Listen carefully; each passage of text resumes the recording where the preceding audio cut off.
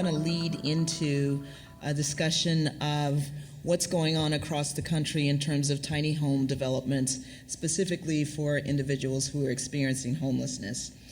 And leading the panel for the presentations for our out-of-town guests will be Kelly Saulsberry, who is with the Chicago Commission on Human Relations, and she's going to moderate the conversation and introduce the speakers. Hello, everybody. Good morning.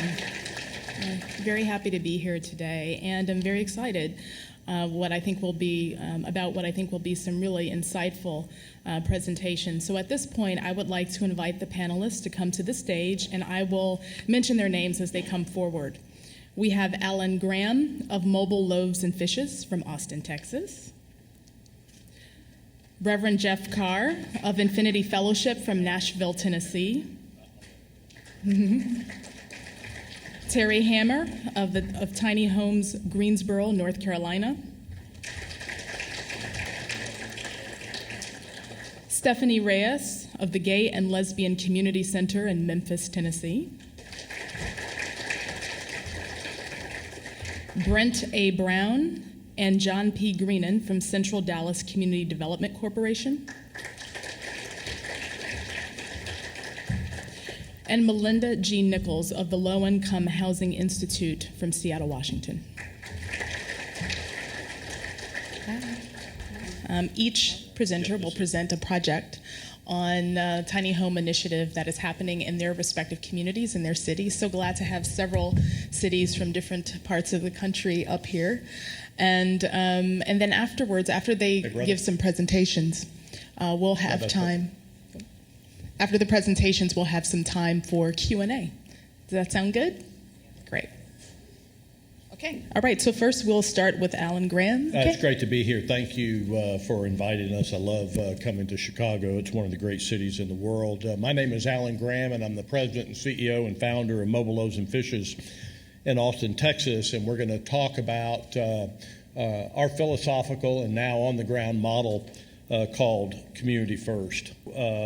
What I want to do is kind of begin with let's see here, kind of an aerial view of our property right here.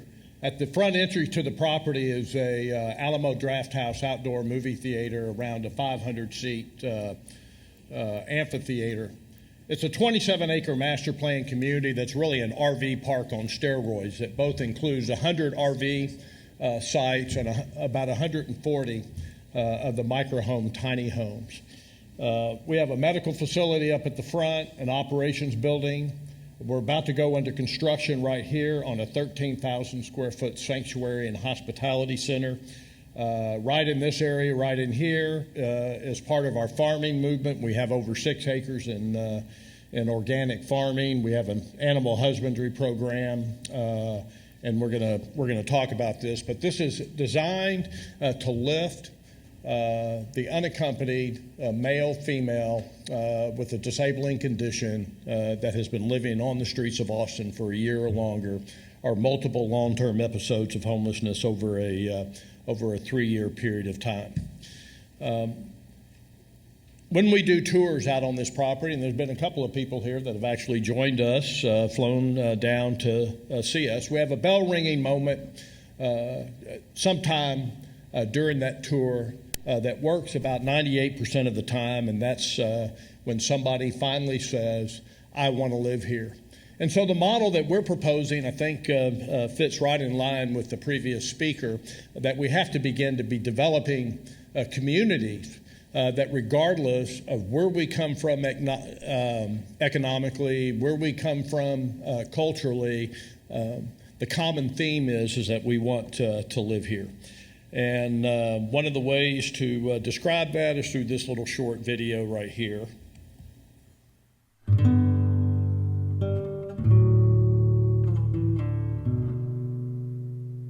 There was a quote that really challenged me that said, you really should live your life as if it doesn't make sense without the gospel. And that statement really pierced my heart. And then the following day, we were at church and Brad talked about caring for the poor and the oppressed. And I think the combination and the Holy Spirit's conviction to not only love God, but truly love our neighbor in a radically different way. And that's how we ended up committing. And the next week, we bought a trailer.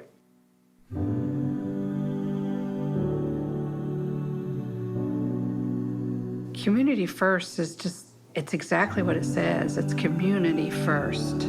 I know in the neighborhood that my house is in, it's definitely a community, but that's not what's first. Everybody has their own way they're going and their own things that are important to them. But at the village, community is first. It is what is most important, the gathering of people and in sharing and enjoying one another's lives as opposed to the things in our lives. It's the people that are what's important. I sit in front of my window in the morning and I look out and I see people walking around. And I know God is there. He has ordained that spot. Be still and know that I'm God. And he brings us these relationships. He woos me to go out and say, hey Bonnie, what are you doing today? Or, just stick my head out and say, hi Ellis, or, whatever. Just be still.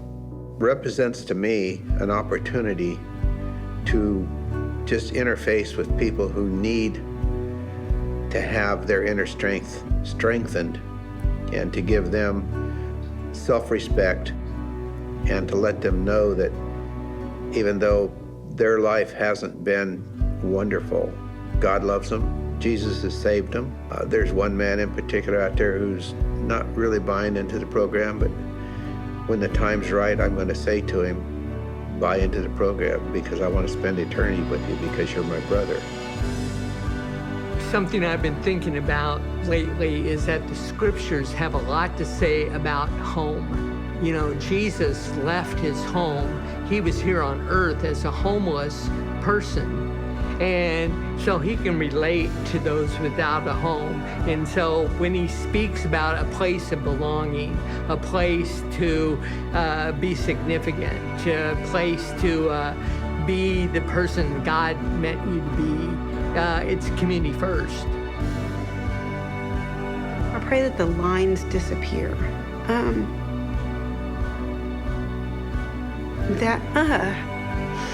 I pray that the word homeless disappears and that it becomes community first and people quit using the word homeless. It's just people trying to be together as a real community, and it's not about a home or a lack of a home.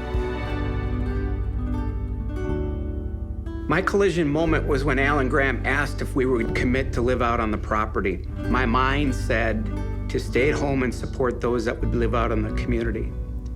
But my heart said to go buy an RV and to move out on a 27-acre plot and live amongst a group of people who have been without relationship, without family, and without housing. And that collision has rocked my world, but it's been the greatest thing we've ever done.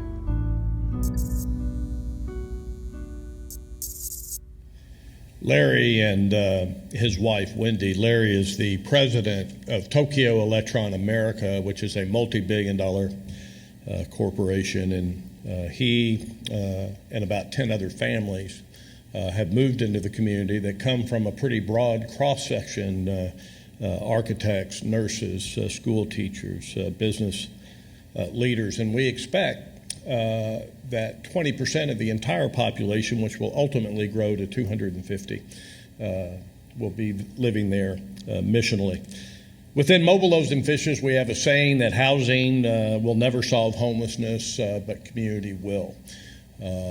It's really the hopelessness that we find out on the streets that is such a pandemic, as opposed to the fact that people are without housing. So if you can combine the two, you're going to really be hitting on all 12 cylinders. We believe very profoundly within Mobile Loaves and Fishes that the single greatest cause to homelessness is a profound, catastrophic loss of family. So if you look at the young people, say here in Illinois or in Texas, they're coming out of the foster care system. There's been something that's been profoundly broken. And then to hear the previous speaker talk about their desires to be in relationship and build community. It's exactly what is missing within their lives. Now, a lot of times we approach housing on a transactional basis. If we go out and build a whole bunch of tiny homes out in the world or go buy a bunch of RVs, we can solve this homeless problem. But we believe very profoundly that this is a relationship issue, and we must begin to build communities that people want to live in. I'm not going to go into the details of this book, but I think this is one of the greatest, most influential books that's been written. This was published in 2008, called Beyond Homelessness, subtitled Christian Faith and a Culture of Displacement, but this book transcends all faith walks of life and really even dives in anthropologically. And in the phenomenology of home, if we really want to understand homelessness, I think it's very important that we understand home. And in this book, it talks about the phenomenology of home and these 8 characteristics. And you're welcome to ask me about those later, but this is downloadable on a Kindle and is an excellent read. The Community First Village on 27 acres is literally 7.2 miles as the crow flies from the center of downtown Austin. Even though the aerial photographs look like we're out in the country, we're actually just on the fringe of the city. If you get this and are able to download this, or if you want this program, this is the kind of dressed up site plan of the property. But here's a close-in view of the outdoor movie theater and the amphitheater. This next slide shows the movie theater and the amphitheater, and these little tiny houses up at the front, along with the teepees in the back, is part of our missional bed and breakfast, and we're partnered with HomeAway and B&B.com. And the idea is that we think it's great. You can get on an airplane and go to Haiti, Nicaragua, and Africa to go serve, but we also have a lot of work to do right in the backyard of Austin or Chicago. And so this bed and breakfast has already had a soft launch. You can come, you can stay with us for a weekend, a spring break, a summer vacation, and serve within the community.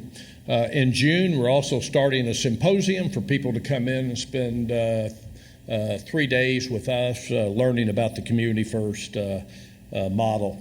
Another simple view of the aerial looking back at the extensiveness. We actually back up to a pretty large subdivision of about 600 homes right back over here. Even though we ran into the not in my backyard component, we have tremendous now friendships and people that view this development as an asset to their neighborhood and no longer a liability. This is a rendering of the Sanctuary and Hospitality Center, a $13,002.8 million building that we will break ground in about May or June. Earlier, I talked about our farming operation. We have 6 acres under cultivation and animal husbandry. The chickens now are currently producing about 20 dozen eggs a week. We're about to double that population because we doubled the number of layers. All of the food is produced free-range, organic. It goes 100% for free to the residents that live in the community. We have a once-a-week farmers market on a rotating basis for them to come by. Those 3 young people at the top right are our farmers, and when we talk about young people, there's the organization is basically driven by them. But we have rabbits, we have goats that we milk. We have a catfish, channel catfish farm operation, and aquaponics tilapia operation, and we have 6 very cute little miniature donkeys that are fun to pet. So when you come down there, bring some sugar cubes and alfalfa cubes, and you'll be very popular there. This is kind of a view right here of the farm right in there. Today it's just fully green. The spring garden is completely in.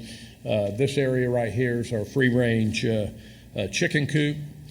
We also have an unbelievable dog park there called Jake's Place. It's the most awesome dog park in all of Austin, Texas. I got to tell you, we love animals at Mobile Loaves and Fishes, and we believe very profoundly that if you have been living on the streets as a homeless individual, that your first gateway into healing from the ravages of living on the streets happens to be that animal that's going to unconditionally love you, because for the most part, you and I don't unconditionally love each other. So the dog park is great. There's a little fire hydrant over there that's been broken into as well. So the ultimate tiny house, in a lot of ways, we believe, is a recreational vehicle. We own over 100 of them. I've purchased over 200 in our career of lifting people off the streets. It's incredible, but you're probably here to hear more about the whole tiny house movement. We partnered with the American Institute of Architects Austin chapter, did an international competition 2 years ago with over 100 submissions from around the world, 10 of those elevated to the top, and these are some of the designs that we are currently building right now. We'll have 140 of these on the ground. There's about 90 right now. Here's another view. When you move into our tiny homes, and they're about 200 square feet plus or minus, they come 100% fully furnished, brand new bedding, pillows, sheets, towels, everything that you need to start home. No dumpster diving in order to go equip your house.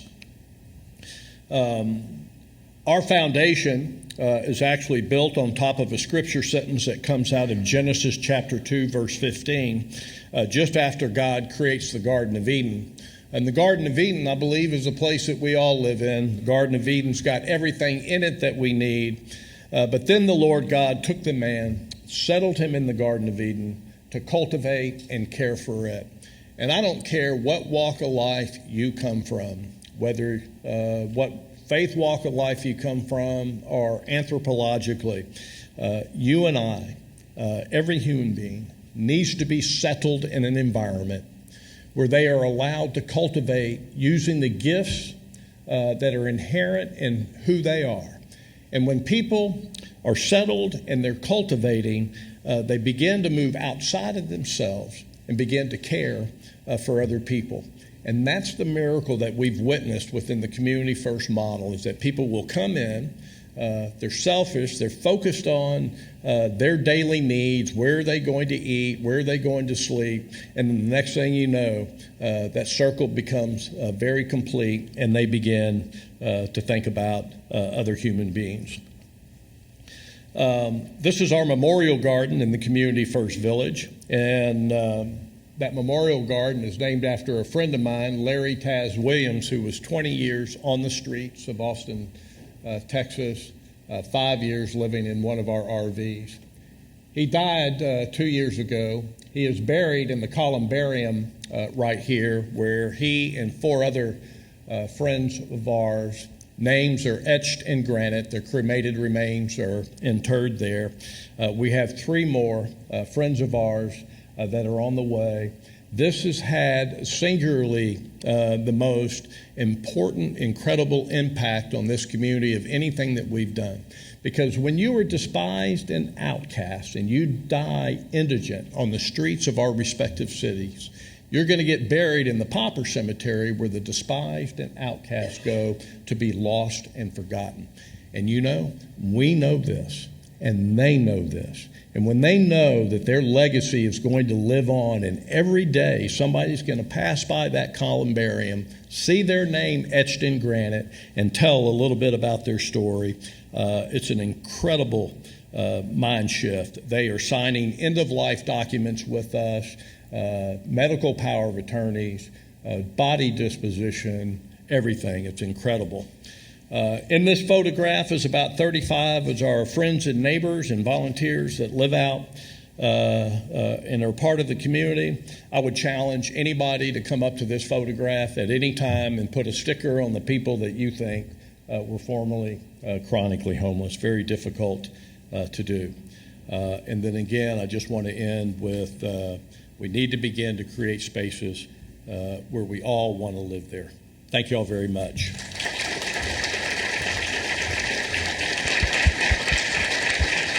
Thank you. Thank you, Alan, for that beautiful presentation. I would like to make just a slight adjustment so that you all in the audience can see the presentations better, and so that the panelists can actually see and hear the presentations better and participate, I'm going to transition us off the stage, with the exception for our next presenter, Reverend Jeff Carr of Infinity Fellowship from Nashville, Tennessee. Greetings, how y'all doing, Chicago? Y'all all right? Now, I'm from the country now. We talk back to each other. Y'all doing all right today? I would like to thank Pat and the Chicago Tiny Home Summit for having me up for a few minutes. The first thing I'm going to do is I'm going to set my personal timer. I've got 10 minutes. I'm setting it for 9 so I can know when to wrap up. And I want to thank the moderator for the rest of my panelists. My neck is already jacked up from trying to turn around and see everything. So I'll be watching on the stream tomorrow so I can catch up with the beautiful pictures I missed. But thanks for allowing us to sit down so we can see what everybody else is seeing real time. Man, Allen, Brother Allen, y'all sure do big things in Texas. Right? Y'all have seen what we call in anthropological terms and in scientific terms, the macro. Now I'm about to take you for a few minutes to the micro, the mini micro, the tiny infinitesimal space that still can make a difference. So as I talk about Tennessee tiny homes, I want to tell you just for a few minutes about what we did in Tennessee, in Nashville, when we built this tiny city. I am the chief spiritual officer of a place called Infinity Fellowship. I am the most non-traditional, probably halfway insane, people will tell you, minister, that you might meet. And I love being that way because I love being different. I love being in a space where I can be unique. Every Sunday at Infinity, I stand out amongst the most diverse crowd of people that I get to stand in front of. And one of the things that we say is we see you, the real you, beyond the social constructs that divide us, but who you are, which is a spirit navigating this human experience and not a human trying to have a profound spiritual experience. When you see the spirit first, we're not distracted by things like race, sexual orientation, and all that other BS that happens. I wanted to make sure any kids in the room because I'm liable to cuss, so y'all just stay with me. We're at a university, so I'm being who I am. So if this starts, right, with the frame of mind, and my frame of mind came from my father. My father was the oldest of 11 kids. He was raised in the country, and he had this philosophy. He would call us to him. You know, parents never give you something simple. They make you listen to stuff over and over again. Even if they told you the same thing, they keep drilling it in your mind. My dad would always call us to us when we got in trouble. He'd say, son, you know what? Speed of light is over 180,000 miles per second. This cat been in sixth grade education, right? Now, the speed of sound is over 300 meters per second. There's only one thing faster than the speed of light and the speed of sound combined, and that is a change of mind. It happens so fast that it can't be measured. So this was my father's secret formula. A change of mind is greater than the speed of light plus the speed of sound. So we began to change our minds, and we began to think about how we do this. And one of the things that came to me 2 years ago on day before yesterday was this concept of Infinity Fellowship. I never fit anywhere I was. I didn't fit when I was growing up in church and teaching Sunday school. I didn't fit when I started studying with my friends in the acting community, and I saw that the dressing room was the place that I wanted to be because everybody was there. I had my gay, straight, black, white, old, young. People didn't care who used the bathroom and who was naked and who was clothed, and nobody judged anybody. I couldn't find a space that was like that. So I decided to create one. Infinity is made up of people of various faiths. We've got Christians, Muslims, we've got old, young, we've got LGBTQ, we've got socioeconomic statuses that are different, and everybody focuses on just doing the common good. We see the things that all the faith traditions have in common, and even people with no faith tradition trying to do good, and that's where Infinity was born. The idea for building a micro home village came when I was on a trip to Haiti with Dwayne Jones, who's a construction master. Stephanie, I think, I'm on a panel with Stephanie. Where are you, Stephanie? We met Dwayne. We talked about you yesterday. Dwayne came up, and we were sitting in the middle of an orphanage at Port-au-Prince, and we had gone past these piles of food on the tarmac. And it was just piles and piles of food there. And I was asking our guide, I said, man, what's up with all that food? Everybody's hungry. He said, we'll never see that. And I said, why not? He said, well, those are the world outreach organizations, some of the mission organizations. They'll distribute the food if you convert first. I said, damn, man, the bait and switch? We will help you, but first, we're going to put this book in your hand. And to me, it doesn't matter what book you put. You can put the Bhagavad Gita, you can put the Quran, you can put the Holy Bible, but if it becomes, let me get you to do this first, then we're not truly helping from a space of non-judgment and saying we want to help people, first and foremost. So he came up, he said, I got this idea to build a tiny home. And I said, well, let's find a way to do it. There's a space in Nashville that we need to find. It's a tent city. The flood came in 2010, wiped out Tent City. It's been dispersed all over the place. So I started looking for Tent City. And I said, we can build these homes to replace these tents for people who are sleeping on the ground. We searched all over the place, far and wide, could not find a solid place where many of them had gathered. Police were kicking people out. As I'm speaking to you now, the mayor's office and the city government of Nashville is trying to find a way to move some of the remnants of Tent City that are camped in a place called Fort Negley right now. It's been in the news, and they're trying to find a way to basically bulldoze the place. Well, I was selfishly looking for a place to grow this fellowship that started with 5 people and at this time was about 40. So I saw this abandoned-looking church on the interstate, and I pulled over because I said, got me a church. I saw that when I got off the interstate, the landscaping was nice and well-kept, and there was a nice fence next to it. I said, shit, somebody got my church. I know that's a contradiction in some people's book. It says, shit, somebody got my run around church, right? But then I looked at the fence, and behind it, there was a sign that said sanctuary. For those who saw the story on Al Jazeera or read about it on USA Today, this is a space where they allowed the people to camp. And this is what I found behind the fence, remnants of Tent City. So, of course, the sky opened up. I heard the Mormon boys choir singing. Whoa, whoa, ah. Everything lit up. Everything was bright. I had that kind of experience. I said, we got to do that. So what I did was partner with Dwayne. We said, we've got to raise the money. We had zero money. So what I did next, at the gift of my wonderful wife, I moved away from my beautiful wife and our 5 children, and I lived in a model micro home, 60 square feet, not 600. 6'0". I'm 6'2", 6'4" in my cowboy boots. So this place had to be a comfortable space. I experienced homelessness myself, and I said to Dwayne, we want to build a space that can be comfortably put in place and put in place effectively, but we don't want to build a place that we wouldn't live in ourselves if we weren't in that position. Sometimes people help people that say, oh, well, they've been sleeping on the ground. They'll be all right in a tent. You wouldn't be all right in a tent, would you? Don't expect anybody else. We're all human beings. So from that point, we began I lived in this home for 45 days. Our goal was to raise $50,000. We raised 60. And we started the work, and here's the components of the house. We framed it on a repurposed auto trailer so that it classified as an RV class, 6 by 10 and 5 by 12. Framed with hurricane clips, subfloor insulation, drywall vaulted ceilings. We actually built homes.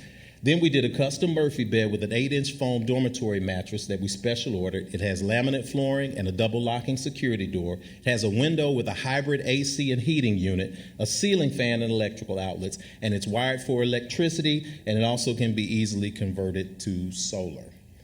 We began our construction on August 14th. I made a bold promise for those who were following me on GoFundMe.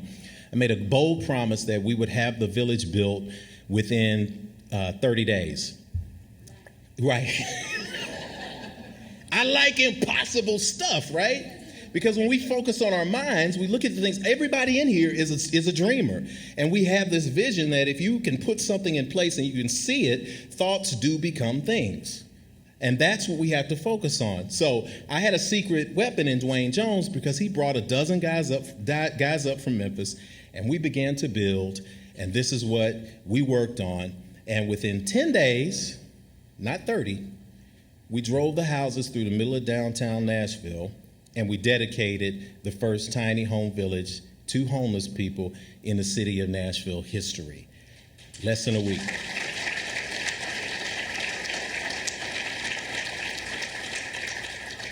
We had over 840 donors from around the world who contributed to GoFundMe, and we did not wait for permission to do what we needed to do.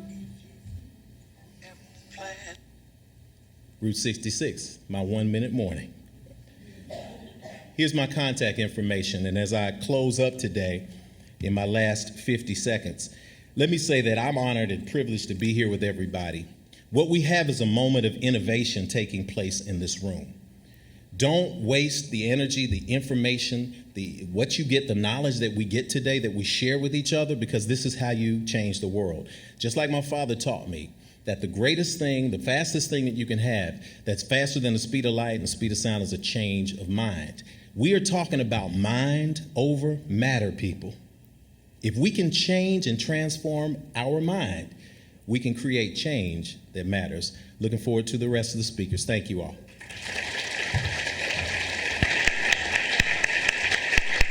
Next, we have up Teri Hammer from the Tiny Houses Greensboro Community Project in North Carolina. So, thanks for having me.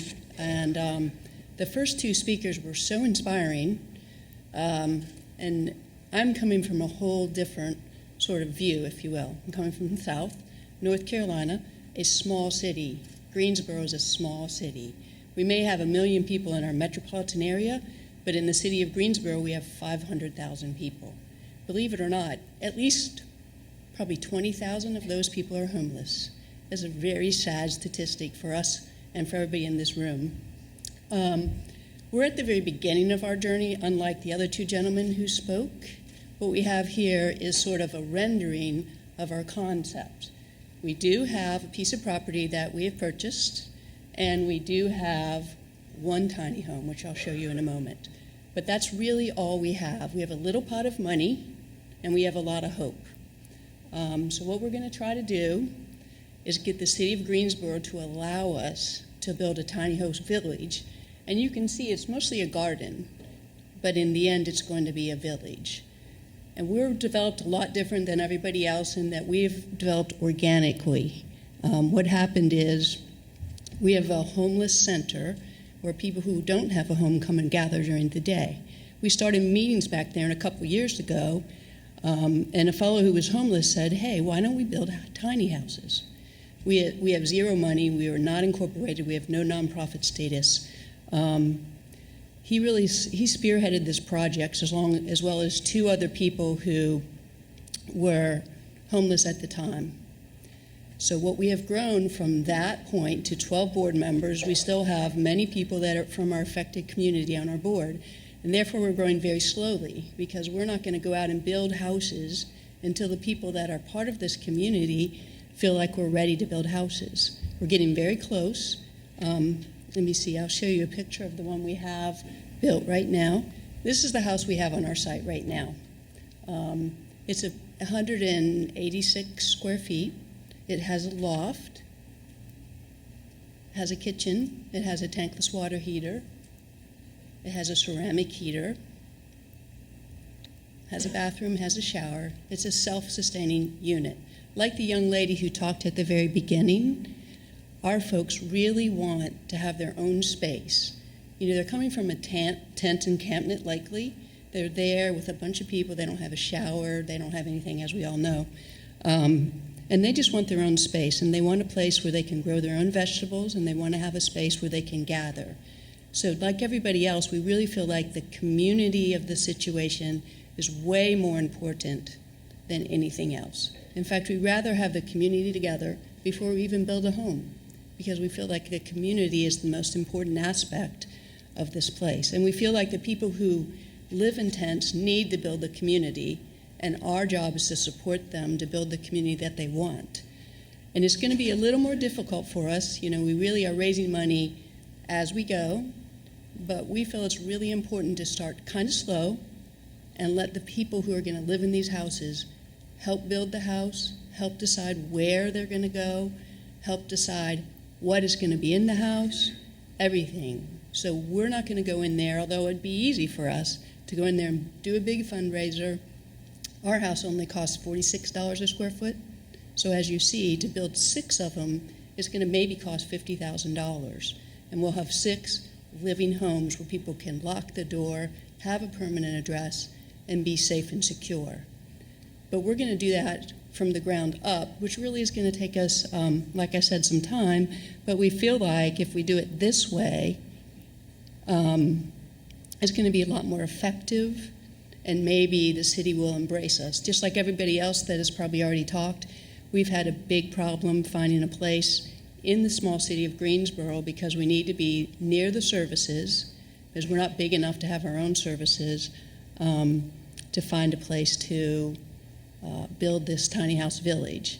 As we speak right now, the Zoning Commission is meeting to talk about whether this piece of property is available for us to build these homes on. So I'm kind of a little nervous standing up here figuring out whether we're going to have a place to build these villages at the end of the day. So you all keep your fingers crossed for us, please. Okay, thank you, thank you.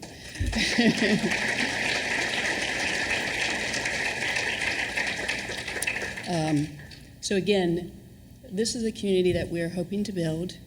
We do have one tiny house.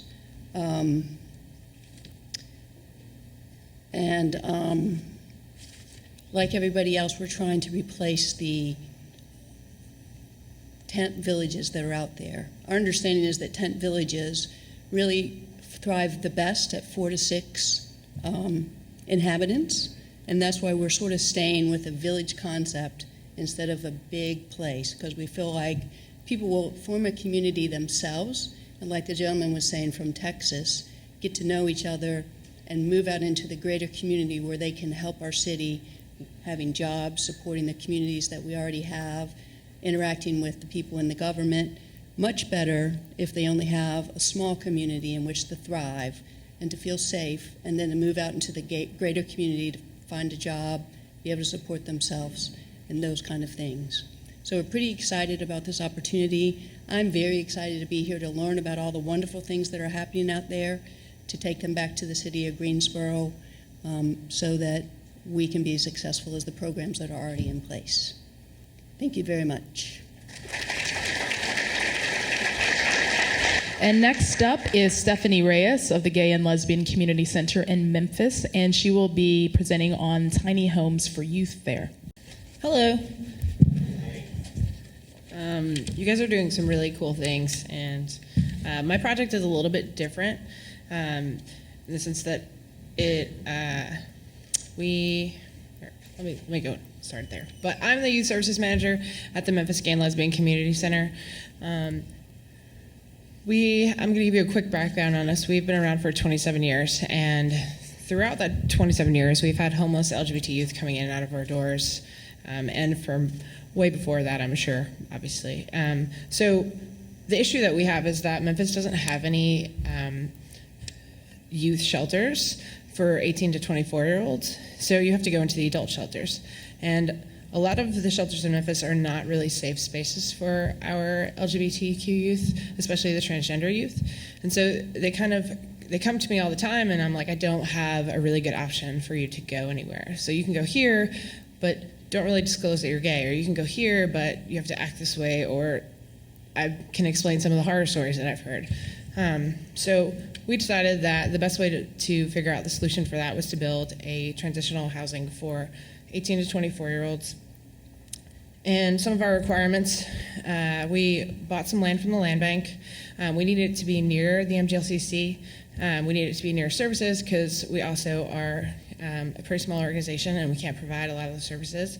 It needs to be affordable and in a semi-secluded area, but not deserted, so that it would be safe for our young adults to be walking at night to and from work and things like that. So we decided that we were going to use shipping containers for our housing project. So like I said, it's a little bit different in the sense that we are building a facility, but the individual rooms will be shipping containers broken down. So they'll have a bed and a bathroom, and I'll show you a floor plan in a second. But this is a piece of land that we purchased. We're not actually going to use this land because of some complications, and we weren't able to come to a compromise with the neighborhood, and so we're looking for some other pieces of land right now. But what the idea that we want to do is have our project in this area right here, and then some extra buildings and some extra bedrooms on the back end. I don't have a laser pointer, sorry. On the back end and up there. This is some elevations, but the real interior floor plan will have bedrooms and bathrooms for each of them, and they'll be about 20 by 8. And then the main area will also be made up of shipping containers and it will have things like the kitchen, a shared kitchen, and laundry, and gathering room, and classroom aspect. That was one of the inputs from our young adults, because they wanted to be able to get different services like financial workshops and literacy programs and things like that. So we added on this portion so that we would be able to help with at least some of the things. We have a few different people on our team that's helped make this project successful. And oh my goodness, it's a big slide. But we have an architect who's really helping us run through it. The director of city planning was helping us with all the zoning issues and things like that. We have lawyers represented from the fire marshal's office, because the city really understands that this is an issue for us, because our young adults don't have anywhere to go. And I have countless phone calls of 18 to 24-year-olds asking me where to go, and there's not really a safe option right now. So these are some of the concepts. We wanted to use the slant roof, which you saw kind of in the exterior elevations. So it's a slightly different project because it's kind of like a bigger community, but we're still using containers and trying to give them something. We're still in our planning process, so we are also, keep your fingers crossed for us, that we can find some land that we will be able to use. And I think that's it.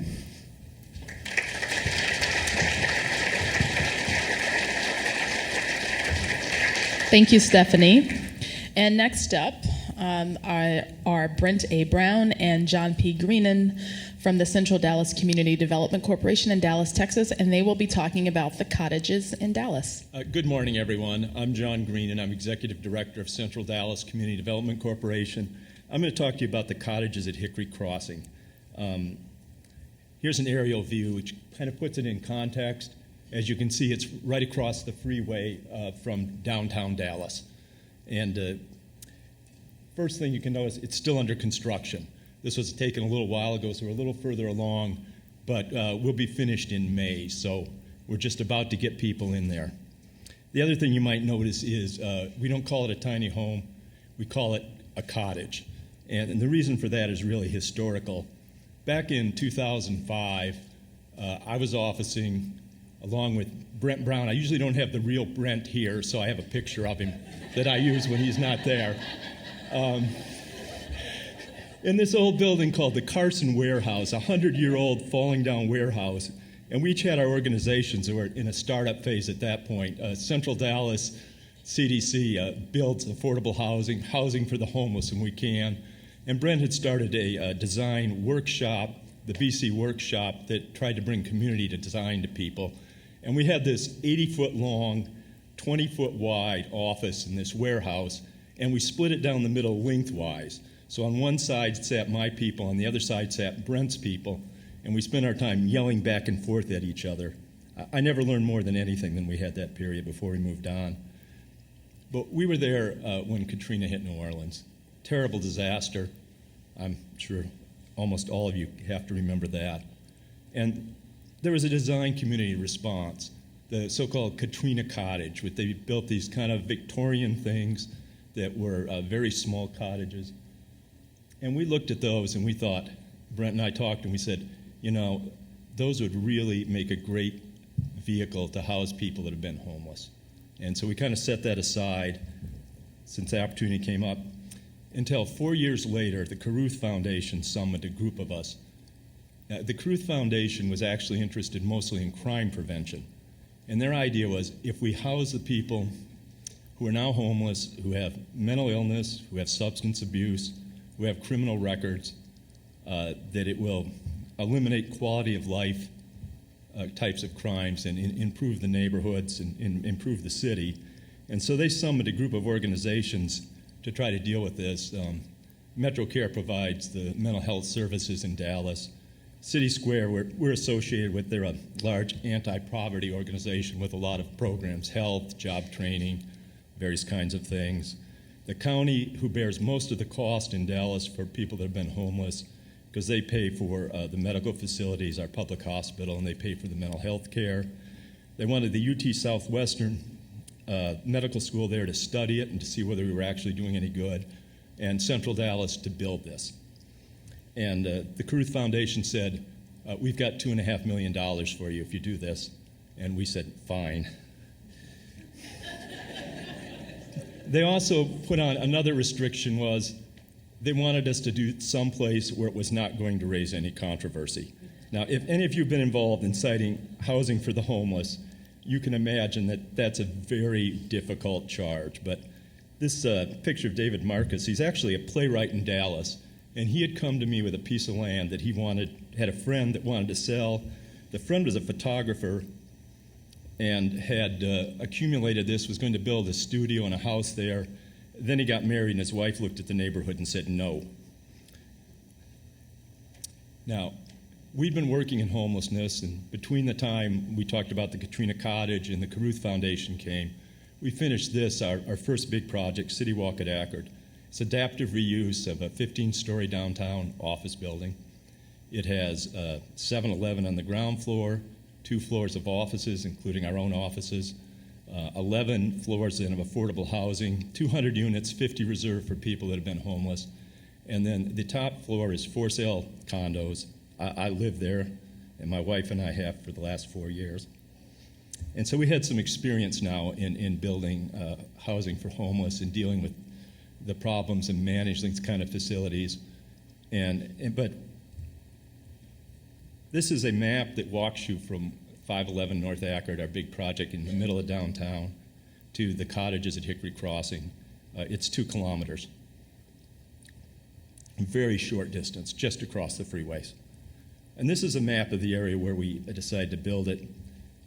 If you look, you can see there's 2 large freeways, I-30, which goes east, I-45, which goes down to Houston, and then a DART rail yard with many, which is our light rail transport system, with many, many rows of tracks. And this area was cut off, desolate, uninhabited, basically. And the very upper left corner there, where you can kind of see this clear area, that's our site, and that's where we're building the cottages. For those of you that follow these things, this is our budget. Paid for in cash, all done by fundraising. It took 6 years to get the money together to build these 50 units. And the cottages themselves cost about $60,000 each, but we also have a 3,000 square foot services building, and it cost us over, even in this deserted area so near downtown, it cost us over $1 million to buy the land. This is the staffing it's going to be, because this population has a lot of needs. We have a staff of 9 that will be on site generally, and which are very high. We've got 5 to 1 staff member for every 5 residents is a very, very high level. And we hope we're going to be able to reduce that over time and reduce the cost, but we want to make sure that it starts out well, so we're staying with that staffing ratio. The cost for each person on the street out of these 50 very high utilizers is estimated at $40,000. We think we can house and take care of them for about $12,500 a year. So for each person on site, we expect to save $27,500. And that's one of the things UT Southwestern will be tracking, and we hope that will encourage the city of Dallas to go forward with more projects like these and save money. And now I'm going to turn over to Brent Brown. Thanks, John. It's great to be here. It was wonderful to be able to serve as a part of the jury for the competition, and congratulations to everybody for the work that's happening here in Chicago, my wife's hometown. So we love being here, and you're doing great work. So this is Dallas, as John started to talk about. I don't have a picture of John because I knew John was going to be here, but John's right. The cohabitation kind of collaboration that we were very fortunate to have in this small space, and literally it was split down the middle, where we got half and they got half, and probably learned more by that collaboration. So I encourage you here to find those kinds of partners, and you don't have to live with them, but spending a lot of time together really helps to make things happen. So here's another picture of the site, a little bit more from the street level, as you'll see before the work began. This had been a small neighborhood back in the day. The rail yards were prominent in this area. Deep Ellum is across the tracks. This was an area where African Americans could live. where literally at a time in the city of Dallas, before East Dallas and Dallas merged, African Americans were not welcome. So it has a rich history related to the context itself. So how do you design these cottages? We weren't just going to use Katrina cottages, right? I mean, as an architect, we pride ourselves in trying to be appropriate and contextual. And so engaging, and as John had mentioned, City Walk, there were 50 units reserved for formerly homeless individuals were moving in. How could we engage in a conversation as to how to design this basically 6-acre tract of land? And how would you lay it out? And how would units, would these be duplexes? Would they be fourplexes? Would they be single? What would they be? And then how would they be arranged? And so through a series of design workshops with individuals that had moved from the street, who had the stability of housing, we had great sessions, learning, where they are playing different types of games and et cetera to be able to inform us as to maybe how we could do this. So, just a few images just to show you quickly, and analyzing this and looking for patterns and priorities and preferences, we began to debate and look at these two models. The one on the left, which was the one that City Square City Walk had actually just completed while we had been going on this journey now for many years. As John was saying, this is a 10-year project in the making overall, from when we first started talking about it to moving completion. Versus an alternative typology. We're hearing a lot about this today in different models, and it's kind of been rewarding as we haven't talked previously, but some of these kinds of things that are coming out within the discussion I'm going to try to touch on that I think we luckily have also kind of discovered through the sort of community process that we went through. So, the idea of something that was much more laid out, almost in a primeval way of a settlement, looking at tribal patterns of settlements, literally going back to early parts of the country, and how small townships in New England might have been laid out, for example, around a common green.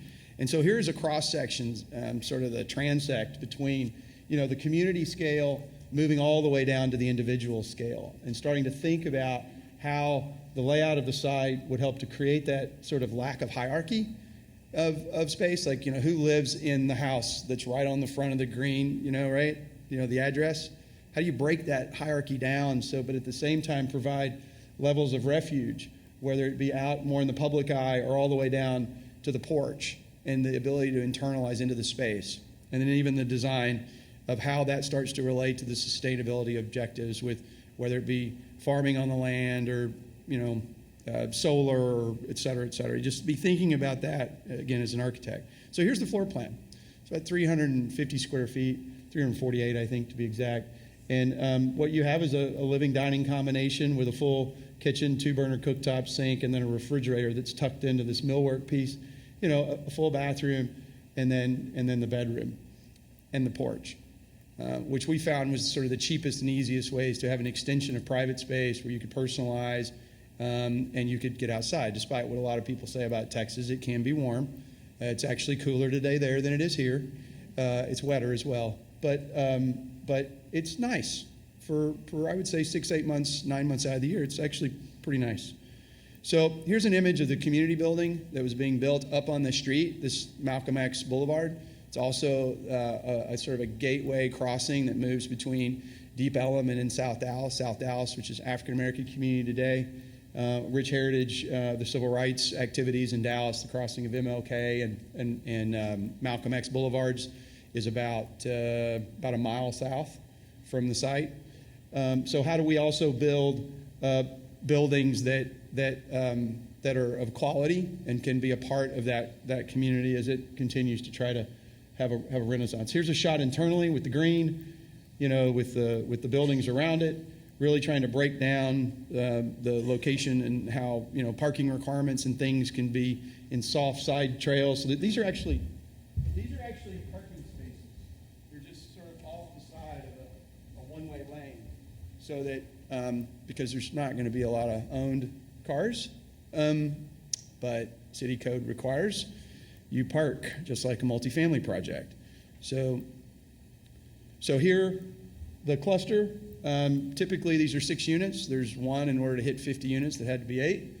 And because of the size of the site, but what you'll see is a grouping around sort of a common, and as I move out. Now, this is a picture not about buildings, this is a picture about, breaking ground. But what's most important about this picture is the cross-section of the organizations that partnered to do this that John's already talked about, and the mayor.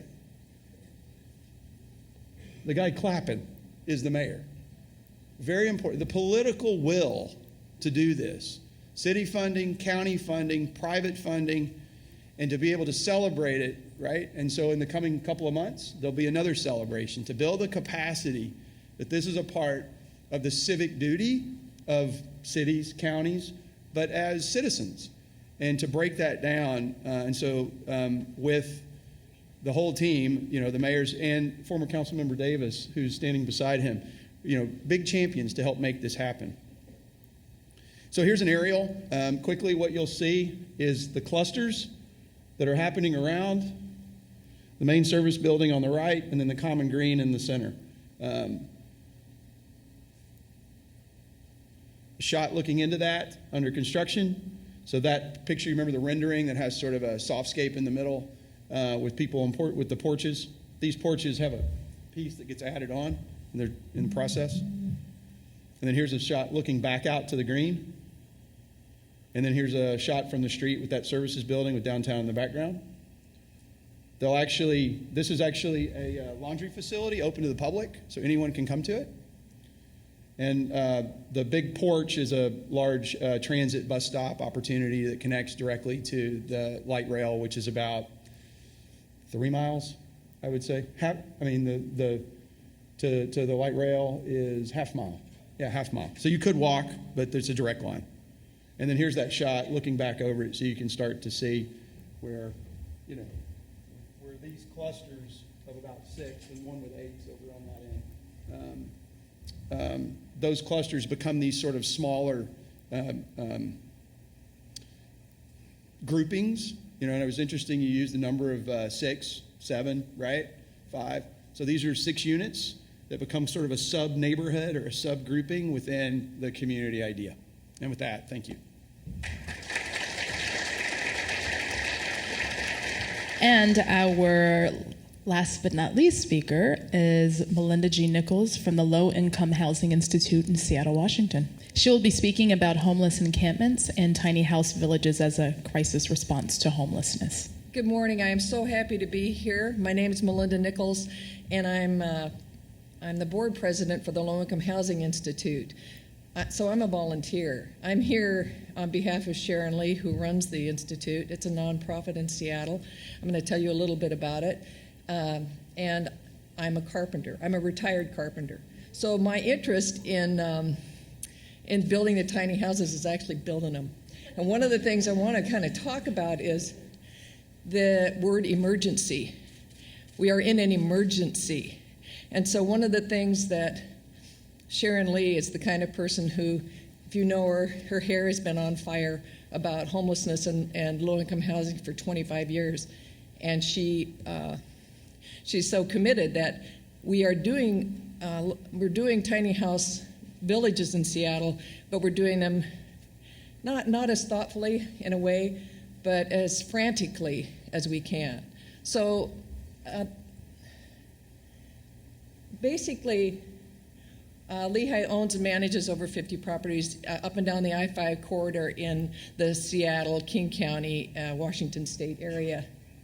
And we have been experienced in building and managing such sites for the entire 25 years.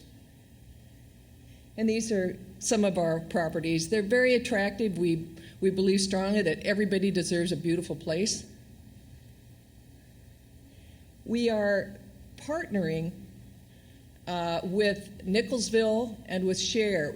One of the things about building tiny house villages is that you can't just come in and say, I'll build some houses and then people can come on and live with them. One of the main things that Alan talked about and others as well is community. You have to have some controls, you have to have some boundaries in a way so that you can ensure that people will be safe and they will not, that things won't deteriorate for them. You want things to get better. So Nicholsville has been in existence for about 8 years, and Nicholsville was named after it's not after me, it's Melinda Nichols, different spelling. It's named after the former mayor of Seattle, who was fairly ruthless about how he treated homelessness. Lots of sweeps, lots of taking away of people's properties. And so this was not the name you'd want to have, but it's like Hooverville. Yeah, he really ticked off quite a few people. So this is actually our Ballard site for our tent encampment and tiny house villages. So these tent encampments that are run by Nicholsville are self-managed. They have a strict code of conduct. They're provided. They have a dumpster and porta potties, bus tickets, and case management. I think that one of the things about that is an advantage is safety. We have thousands of people who are homeless in Seattle. We have had many deaths in Seattle. As recently as last month, we had a couple of murders. And it's terrifying for people to be asleep at night and not know if they're going to be able to get awake in the morning. So we prefer better housing, but we also prefer the safety of community. This was in 2013, we started our first tiny house village at Jackson Street. This property was owned by the Low Income Housing Institute, as are 2 of the 3 sites that we have in Seattle. We have a religious sponsor always as part of our regulations. In this particular one, it was a Tabernacle Missionary Baptist Church. We have churches all over the county and the city who are wonderful partners and step up whenever we need them. We have Seattle. I wanted to just show you Seattle Mayor Ed Murray. There's a lot of politics around homelessness in Seattle right now. It's unbelievable. It's in the news every day. We have never had publicity at the Low Income Housing Institute as we have in the last few years in building tiny houses. Every time we build one, the newspapers, the news folks come out, they take pictures. That's part of the secret for me in doing tiny houses is using the attractiveness and the nostalgic, someone talked about that, appeal, so that we can make a linkage between people with housing. Oh, those are really great. I'd like to help with those, because we're always trying to pull new people in to give us assistance.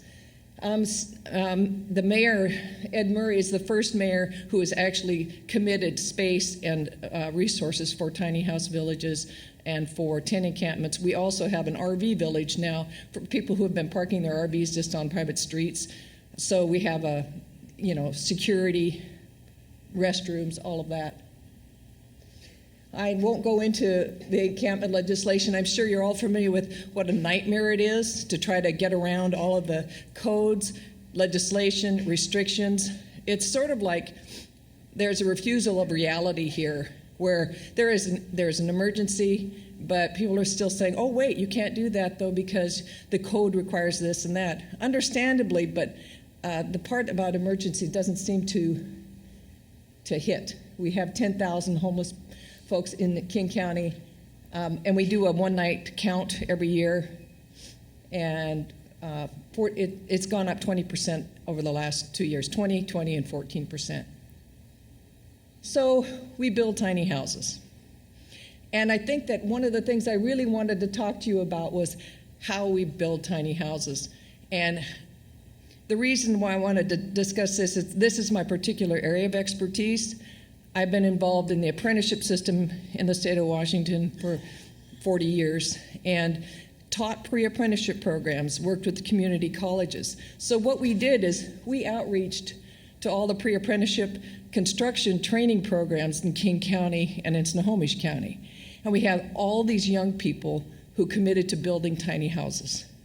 And what that does is it expands your commitment, it expands people's understanding of what you're doing. So for every class, and we probably had 8 or 9 different programs, homeless individuals would go to the class, would speak to them about what homelessness was like. And frankly, plenty of the young people who worked on tiny houses had been homeless themselves. This particular group is a Tulalip tribe, They have a Native American pre-apprenticeship program. They've now built 8 houses for us. And if you see the designs here, those were created by Tulalip artists for the front doors. They represent safety and welcoming. So we've had cultural exchanges as well. This is our list. You want to write this down, or should I move on? Yeah. Okay, great. So we opened the Ballard Encampment in November with one of the Tulalip houses, but it was quite small. You can see there was a lot of resistance in Ballard to having a tiny house tent encampment. We put the tiny houses in front so people wouldn't see the tents because they're more comfortable with tiny houses. And we were going to move the first one in, and the city said, wait, we're not quite ready. And Sharon said, what do we do? I said, we move them all in as quickly as we can. So we moved them all in within a day or so, and everybody got settled in, and it worked out just fine. So part of this is, it's, asking permission or forgiveness and all that. It's like, keep it moving, keep it moving. So these houses were built by Youth Build, and I wanted to talk about that because Youth Build is based on young people who have, many of whom have been homeless. If you know about the program, it works with young people who have had a really rough time. It's a long program, a year to 18 months, and it made them very proud to work on this. That's a thing too. Building tiny houses for organizations like this is a huge self-esteem builder for the students who build them. This is site plans again. Now this is the Good Shepherd Tiny House Village site. This site was just completed in January, and it was a residential lot, 50 feet wide, that was owned by the Lutheran Church of the Good Shepherd in Seattle. They partnered with Nicholsville and the Low-Income Housing Institute to build a 14-unit housing village. All of this is volunteers. All of these were built by different schools: Renton Technical College, Seattle Vocational Institute, Apprenticeship and Non-Traditional Employment for Women, where I used to teach, and then Wood Construction Technology. This was built by Sawhorse Revolution. Sawhorse Revolution is a group of wonderful young people who use high school students to build buildings. Those are built by high school students. And these are all students. And there's Sawhorse. They're a wonderful group, and what happens is when you empower youth and you make them understand that they are part of the solution and that they can actually put a roof over somebody's head themselves, it is very empowering. The Mercer Island Presbyterian Church built one. And this is the Tulalip one again. This right here is Scott Morrow. He doesn't call himself in charge of Nicholsville. He's a staff person for Nicholsville, but he's the heart of Nicholsville. And the Wood Technology Center has been quite wonderful. They're part of the community college system. One of the things we try to do is pull as many different groups and as many different organizations in as we can. The more fingerprints you put on a tiny house, the more future your tiny house villages are going to have. SBI. And so these are all the classes of the people who built these things. Renton Technical College, and then we have some construction companies too. You're not from Seattle. This is the 12th man. This is our Seahawks house. So everybody thinks that's a big deal. I don't know. So don't tell anybody I said that. Appreciate it. So this is Councilmember Larry Gossett, and that's Sharon Lee, legendary Sharon Lee, and this is one of our residents. And I know her. She used to live in a 3,000 square foot house. Things went bad. She has a dog. She had to keep that dog with her. That's one of the things too, is like people have pets, they have lives. And in many of our situations, like get rid of the pet. No, in ours, you can have your pet. This is, Othello Village is our largest site. Lehigh owns the property, and we've got about 24 houses on it now. This is the first bunch. On our other site, we wanted to have the colors be more subdued because it was in a neighborhood. This is a little bit more industrial, and so we just said, what the heck? Let's paint them up. And they've been very popular. And one of the things that's happened is the more we do this, the more volunteers we get. We put it out on Facebook or out online, we got 150 people coming. We have to figure out how to keep them busy. It's not as easy as it sounds. So Othello is in the process, although as soon as we put the house in, we move people into it. And it also has a 10 encampment part. So we have agreements with churches, and any of this is available to you on the Lehigh website because it's been kind of useful. It's taken a long time to get through some of these processes. And then we also provide services and to the different sites. And the services are such that whatever people need in order to get on their feet. And then this is just about, and this came out in the Seattle Times.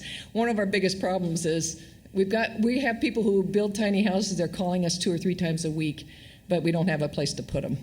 So you're always going to have something that's going to slow you down.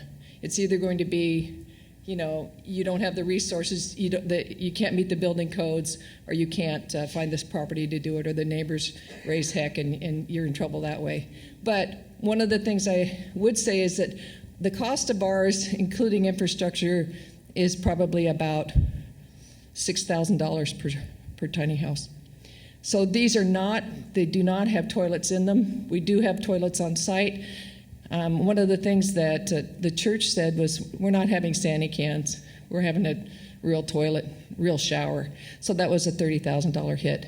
But all of our work is volunteer, and all of our, all of the collection of money is just, there isn't grants or anything else that we're doing. We're just slamming these things together and getting people in them. So I think that it's really wonderful to hear the different ways that this works. My sort of last message would be the significance of building the community and having people literally build the community. Because when you bring those school students in, when you bring volunteers in, every one of them becomes an advocate for ending homelessness and humanizing the issue of homelessness, instead of saying, those people, you've all heard it. They're out there because they want to be. They did something wrong. They're drug addicts. They like camping. And people are not looking. They're not thinking. They're not opening their heart to say, that doesn't even make sense. It doesn't even make sense. One of the reasons, and I don't know if I'm supposed to say this, but the rich are getting richer and the poor are getting poorer in the United States. This is not a revelation. This is a fact. So what are we going to do with those people who fall out on the bottom? We're going to have to at least put a roof over their heads, and we need to figure out the best way to do outreach to every part of our society. We do need the rich to give us money and to become part of this. I'm not trying to say that well, I don't know what I'm trying to say, but we need to get money out of them. But we also need to make sure that we have a grassroots movement that supports this, because that really, in the end, will hold everybody's feet to the fire. So thank you very much. Thank you. Thank you, Melinda. At this point, I'd like to invite all of the panelists to come to the stage. I don't know about you, but I'm incredibly inspired by all of the work that is taking place throughout our country. And there's some things that really resonated with me from one presentation to the next. And number one, focus on community and not just housing. So it's not just about structures, but it's about relationships, it's about people, and it's about engaging people and supporting one another. Something else that struck me was about working across entities. So we need people in the nonprofit sector, we need people who are advocates, we need people in government, we need faith leaders, right? We need business leaders. And so how do you sort of build those relationships and collaborations, and so that you can actually get things done? And also aesthetics and beauty. which are not just for the middle class and the well-to-do, but should be for everyone. I think all of us want to live in environments that are beautiful and that are inspiring and that are safe. So with that being said, I would like to open it to, I'm just going to ask a couple guiding questions, and then I would really like to open it to Q&A so that we can have a conversation that way. But a couple questions. One, I would appreciate hearing from those who would like to answer. How did you move through the whole NIMBYism thing, not in my backyard? Because that is something that is a barrier for a lot. So what did some of those barriers look like in your respective cities and on your respective projects, and how did you move through that so that you could bring people along with you? I love that question. In Texas, cities, municipalities are the only ones that have discretionary land use authority, what we call zoning. When you move into the county of Texas, they do not have that. And our development, 12 years in the making, we spent the first 5 years attempting to collaborate within the city of Austin and kept coming up politically to the not in my backyard.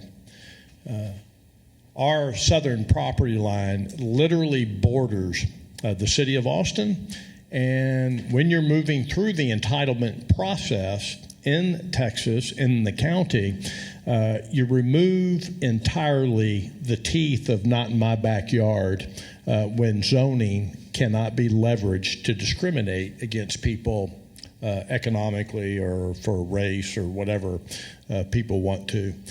So our magic bullet is in Texas is build on the edge, and we're still able to get water, wastewater, electricity, and public transportation.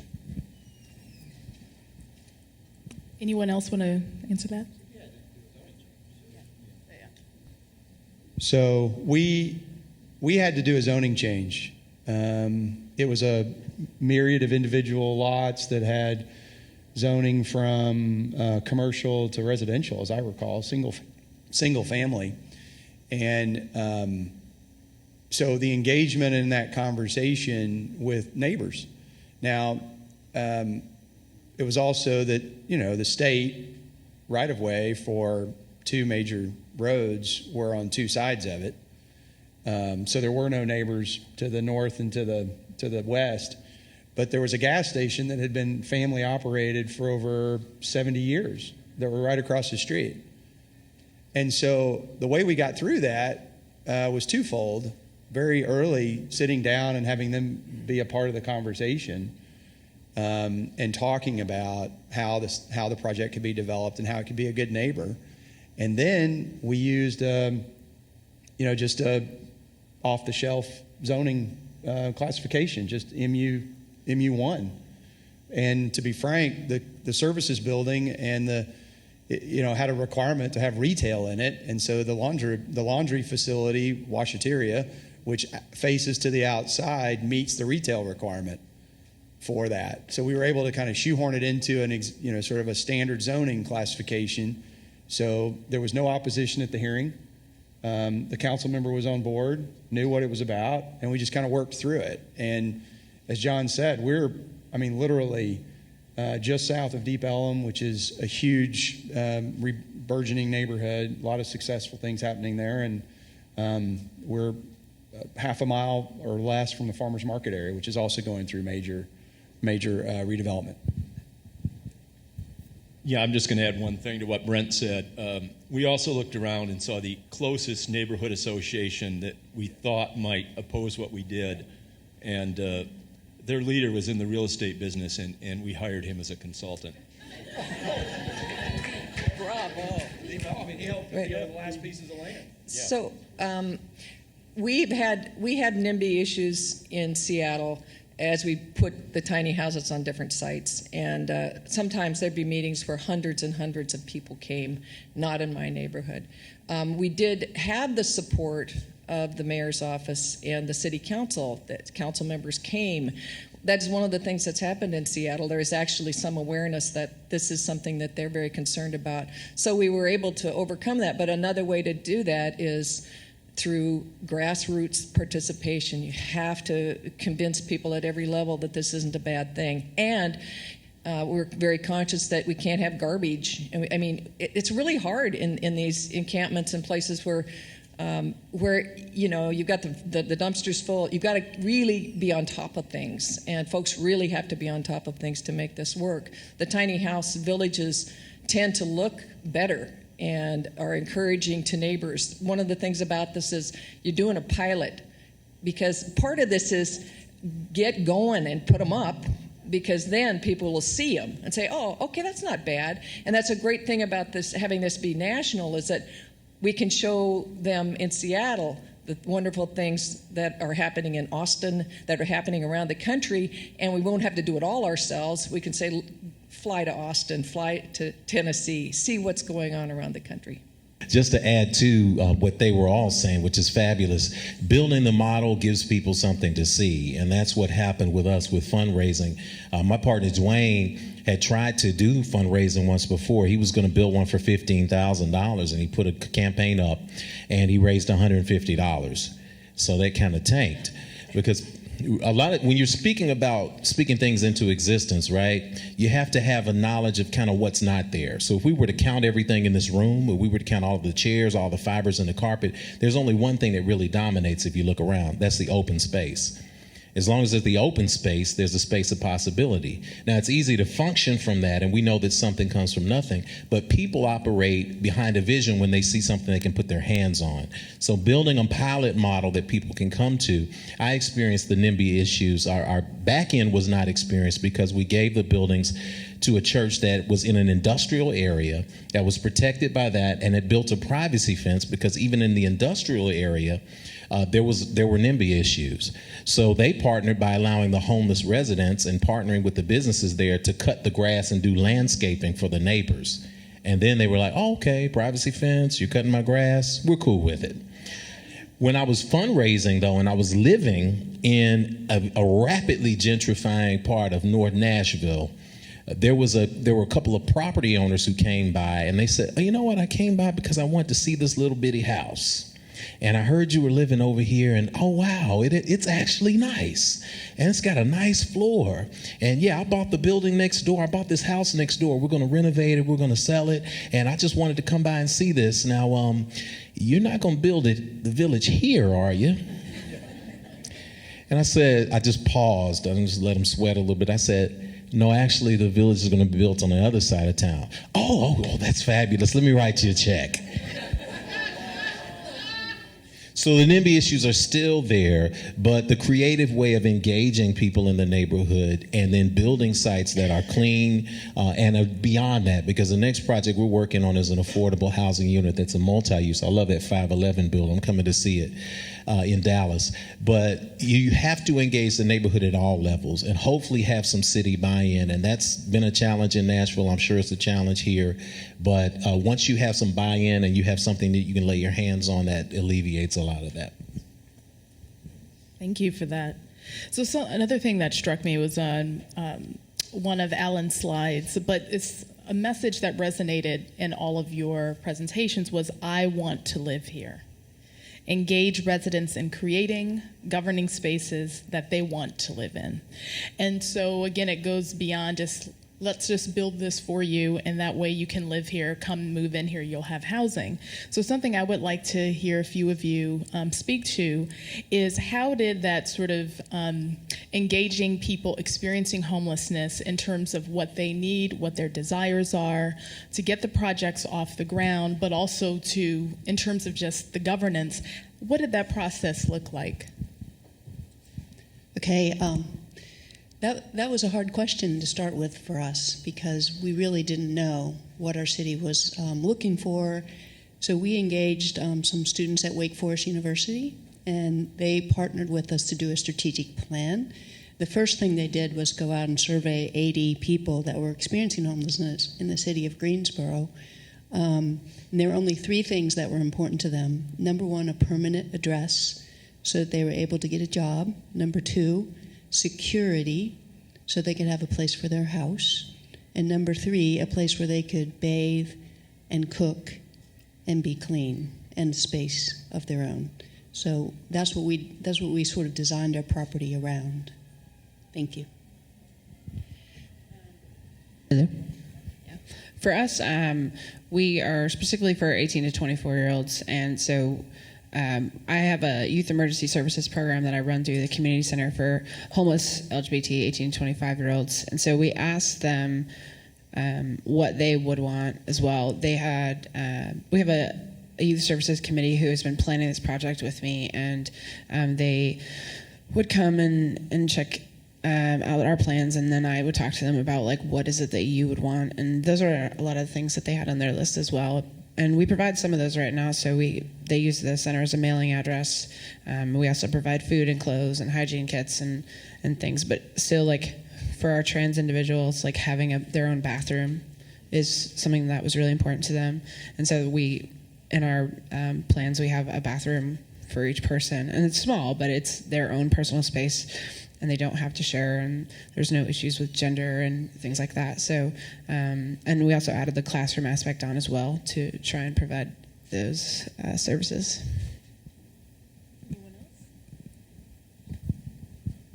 Well, we come at this from a little different perspective.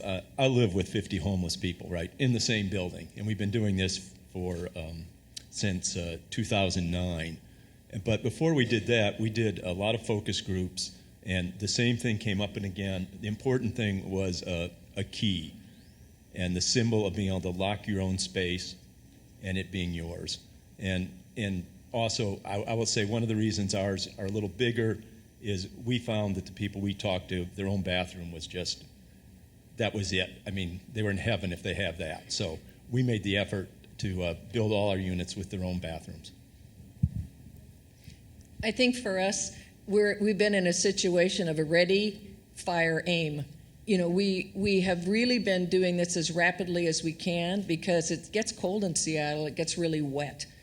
And I think that we have involved Nicholsville, Nickelodeons, in all of the things that we have done. We have they're in on the planning committees. They're in on all of the strategic decisions that are made. They are part of the team.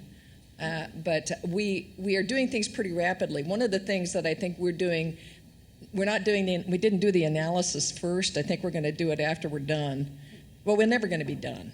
But I mean, it's sort of, you know, our houses are much less expensive. They're done by young people. We drag them in on a truck, and we know that they won't be there permanently. So part of the vision of the tiny house villages, ours are not permanent.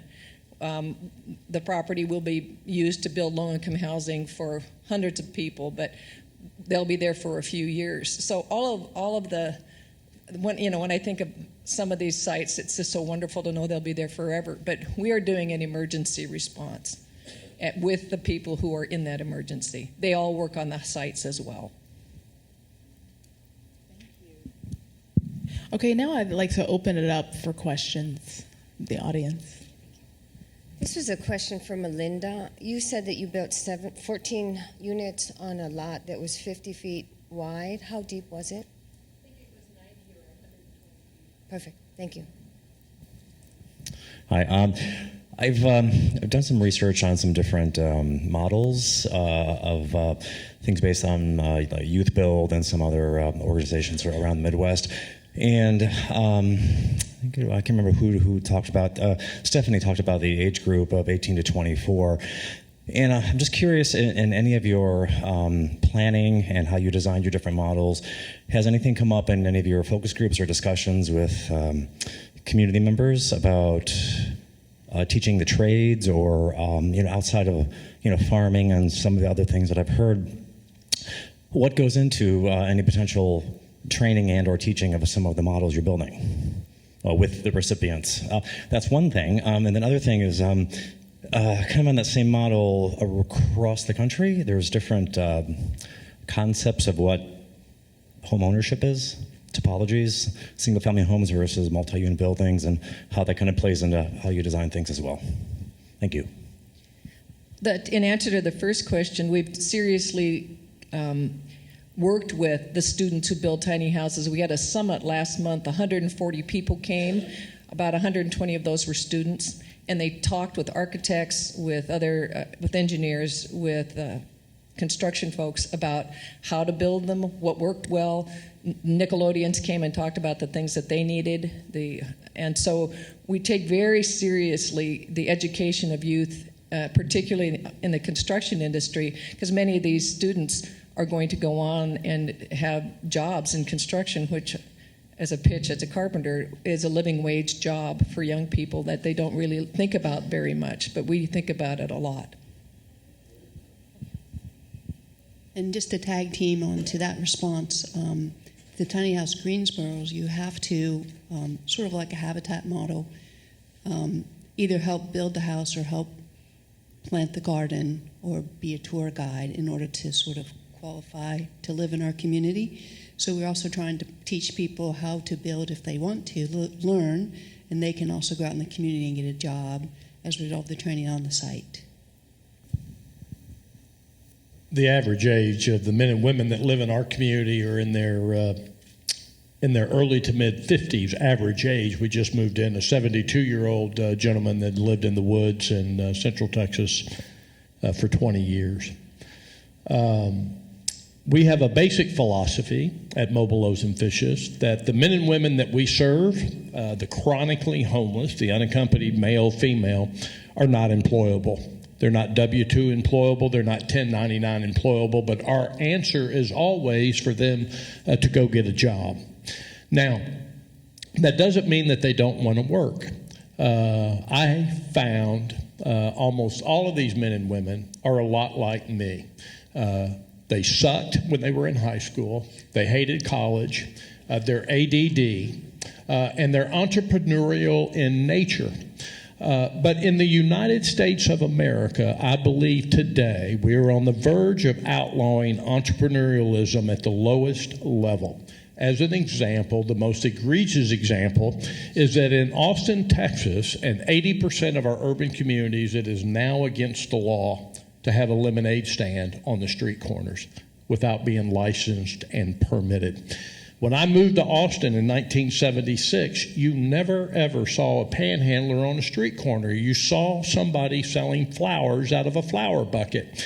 And now that is illegal. And the only remaining entrepreneurial opportunity for people who live in extreme poverty is the First Amendment free speech right to panhandle on our street corners. And I find that ridiculous. And so what we do within our Community First Village is attempt to become the blockers and tacklers of those insidious community, city, state regulations that are preventing people from selling us stuff that we would actually like to buy as opposed to begging from us.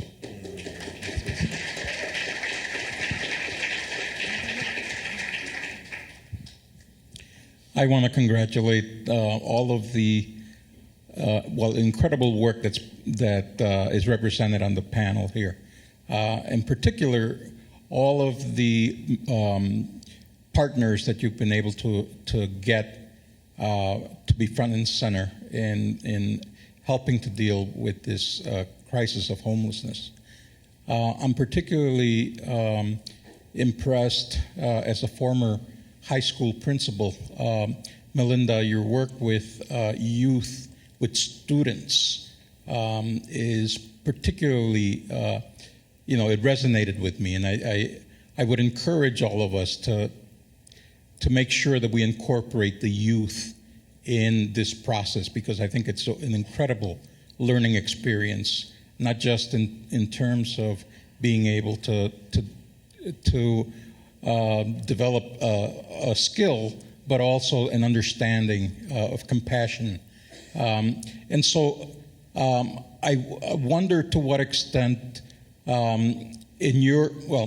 Melinda, specifically you mentioned so many different developments that are happening, the tiny homes developments in Seattle. I lost track of the many that you put up there. How many units altogether have there been in Seattle? I'd estimate that we're at about 60. And the unfortunate thing is that we have schools that want to build more, and we have to wait until we can find the property to put them on. We actually don't have a shortage of tiny houses. We have a shortage of space. And schools that want to do this, but we have to tell them to hold back. And I would also agree, the students not only is a good teaching for them, but they're a good teacher for us because they are so wonderful. And when they build the houses, what they say is, what can I do next? They are generous and kind-hearted and really interested in this. I noticed that with the small housing, it's kind of on the outskirts or separated from the larger community. So I wanted to know if there was a comprehensive plan to address the psychological aspect of still dealing with that stigma and kind of being separated from the larger group, and what is being done to address that or incorporate those individuals back into the larger group and the larger community, and how neighborhoods feel about the tiny houses being in their community. Is that receptive, or how has that been dealt with?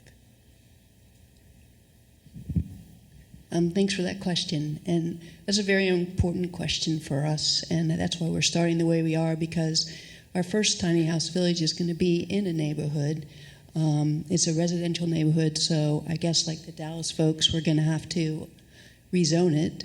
But we're going for a townhouse community, which are integrated into neighborhoods.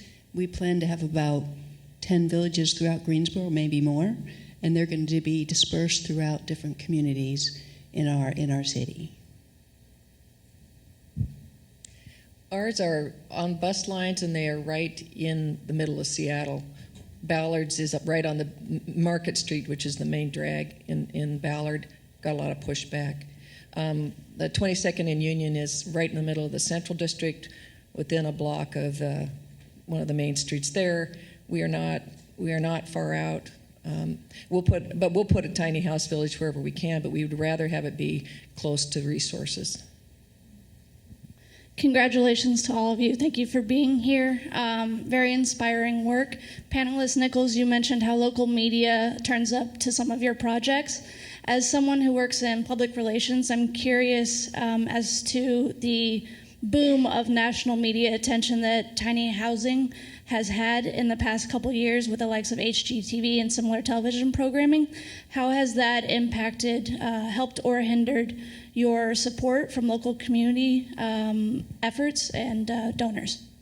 Let me just speak a second to that. We've gotten a tremendous amount of publicity. The Guardian had picked it up in England, a story about the Cottages. The really difficult thing from our point of view is how do you turn that publicity into, first, money, which we need to build more, and second, community approval. And that's the step that we really have not been able to take so far, although clearly a lot of people know about it in Dallas, and it's a topic of conversation. Yeah, my other life is as a media consultant too. So I published a newspaper for 11 years and did television and film for another 11 years after that. So PR was a very foundational part of everything that was going to take place, especially with fundraising, because PR gives you good relationships with people out there when you get on television. Our project ended up getting attention and interviews in USA Today, The Atlantic, Ebony Magazine, Al Jazeera America's Tonight had a feature on it, an Australian newspaper, and several of the tiny house blogs. You have to learn, and one of the things that I've had to teach people and clients is to not shy away from publicity, but to create a comprehensive plan to see how to connect the publicity to the people that you need. And that is exactly what made it so that I got a $5,000 check from a foundation people I'd never met, who said, hey, I read about this and I saw this and it's close to my heart. And it's also the same thing that connected the $5 donation I got from a homeless person who lived in Mexico, who said, I want to move to the US one day and I'm happy to read about this in the international media. So all of us, when we're out here, I encourage people to never sleep on the PR side and the promotional side. Because once there's education and illumination with people, they can begin to understand it. And in much the same way that the building of this house and the living in this house, in my case, for the funding of it, provided people with the tangible example so that they could then touch something that was inside their head in an abstract way, the PR and the publicity and being able to read about it educates a larger population of people and can pull resources from various cities and various municipalities and creates a space where you can maximize success there. People fear what they don't understand, whether that's when you use the term affordable housing.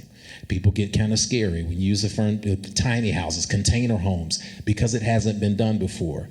In 10 years, this is going to be common language. And that's because everybody up here and everybody out there is going to start using PR in a right and proper way to let people know this is not something to be afraid of. This is something to embrace because it's innovation. I actually call myself the P.T. Barnum for the homeless. And we raised $14.5 million from 100% private donors. No giant foundations, zero government money in this deal. And if you were to Google Community First, Mobile Loaves and Fishes, tiny houses, whether it's Austin, Texas or whatever, we're all going to be up on that list on the top of the fold. And PR and communication is absolutely critical. And I tell you, you can't raise $14.5 million, $1,000 at a time. Hi, I have I think, hopefully a simple technical question. From your various perspectives, we heard a number of different scales of developments that you've been talking about, some as small as a few units, some larger than 100. And I'm sure that what drives that has to do partly with need, but also like this is the land we have available. And so, like we have enough room for 6, okay, we put 6. But given your sort of the vast knowledge that you've sort of built along the way, are there any key numbers that you could tell us about? Like, just as a quick example, if you have 100 or 80 units, I'm sure you need a property manager. If you have 3, maybe you don't. What's the perfect set of numbers for you, or that gets you something but doesn't bring extra cost or doesn't make extra headaches? That if you could have any size piece of land available to you. Well, we try to work at a certain scale, and the reason is. What we found from our first downtown project was that people have been homeless, their friends are homeless, and they're under a lot of pressure to help their friends. And so that we have to have security not to keep people in, we need it to keep people out. Because if we don't watch, suddenly there'll be, instead of 1 person, there'll be 3 living in a very small apartment. 24/7 security costs about $84,000 per year in Dallas. And we need to spread that cost over enough units to make it worthwhile. So the 50 cottages is right at the bottom of the scale where we can make that work economically. We really like to get to 80 or 100, which has some other administrative problems. But anyway, that's what we found through our experience. We do just stick as many houses on whatever site we get as we can get. There's room for 1 more if we squeeze these 2 closer together.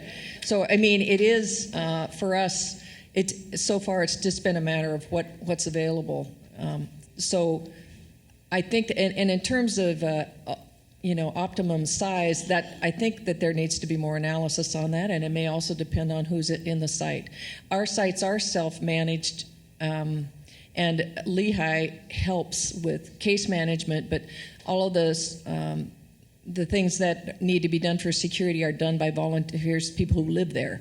So they are required to spend a certain number of hours every week doing security. And so if you have a group that's too small, and then the 14-unit one is borderline, you have people that are too overextended. So I would say for us, with the model that Nicholsville has, our partner Nicholsville has, it would be hard to do this with under 15 units.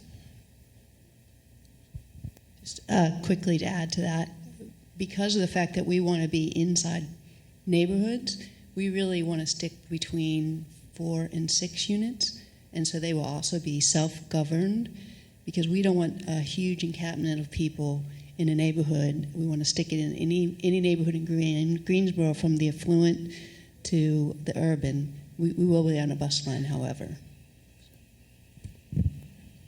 Okay, we have about three more minutes for questions. So. Regarding homeless youth, especially that 18 to 24 bracket, does anybody have any experience managing those that are sex offenders? Okay. That was